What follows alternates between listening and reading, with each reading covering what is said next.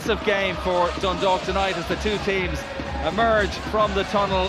Hard to stress the importance of this game to Dundalk in the league. Huge game for Dundalk, you know, obviously for the profile of Dundalk, for the profile of the league.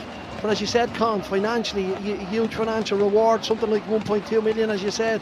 But very important for Dundalk last week that they didn't concede any goals.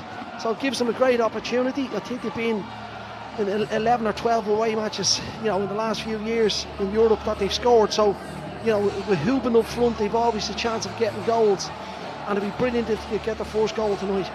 Yeah, Dundalk, well, they've got to plan without the hugely influential Michael Duffy, who's remained in Ireland for the birth of his first child. Dan Cleary and Dean Jarvis dropped to the bench as Vinnie Perth makes 3 changes. Andy Boyle and Dane Massey come into the defence, and Robbie Benson, just back after breaking his leg in February, starts in midfield. That's the last action of the first half at the Skonto Stadium. It is 0-0 at the end of the first period. A shot from Patrick McElhinney, brilliantly saved by Oswald, probably the highlight of that half. Rogers was off his line quickly a couple of times to save Dundalk's bacon as well. But Dundalk have had a pretty good first half. We'll look back at the highlights of the first half pretty shortly. We're going to take a quick break and back here at the Skonto Stadium in just a moment. The pressure from Dubelko forward towards Houben. It's a header. Oh, he's offside. It's disallowed, and it was a great header from Pat Houben. We were just talking about how good he is. Yeah, just offside. As Shields played it, I just said you could just see it. You could sense he was offside.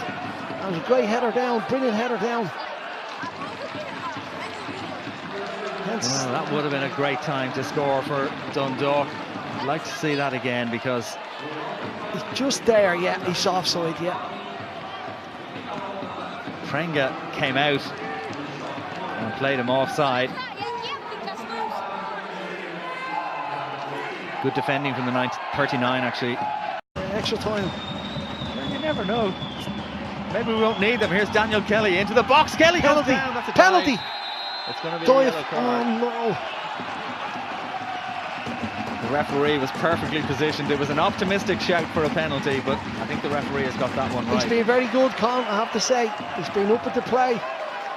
Good play by Kelly. His first touch, he's played it 1-2 around the corner. First touch taking him inside.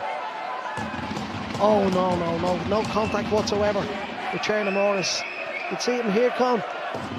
Oh no, hasn't touched him. And actually, and there is the full-time whistle at the end of 90 minutes at the Skonto Stadium. So it's finished 0-0 as it did in the first leg at Oriel Park. So we are looking at extra time to decide who progresses to the second qualifying round. We'll have that second, or the extra time coming up very shortly indeed. And the flag has stayed down here. Daniel Kelly has a little look up. That's well saved by Oswald. Daniel Kelly's shot was on target. It's a couple of times now that he's posed that threat down the wing. Brisola has earned his side a corner kick off Sean Hoare there. But that's what we said, get it out to Kelly, let him get it into 1v1 situations. He's done well, he's checked back, he's got a shot away. If he kept on the ground and might have went in, but he read the situation really well. Here come Dundalk at the far end. There's going to be another yellow card. A very cynical yellow card. That's going to be a red card because Herdy Prenga was booked earlier in the game. And it was a cynical block by him, and he's off. Well, that's it. The full-time whistle blows, and it stays scoreless. And you know what that means. Penalty kicks, Johnny.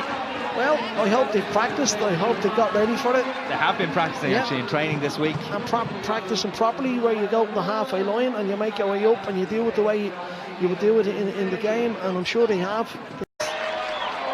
From Riga, local boy. Oh, that's a good save from Rogers. What a save, Gary Rogers, yet again. This time to his left. Pedersen's put it in the corner, and Gary Rogers, another excellent save. So that's 2 really top-class saves from Gary Rogers. Showing all his experience there, Gary. If this was tennis, Dundalk have match point again. And it's Sean Hoare.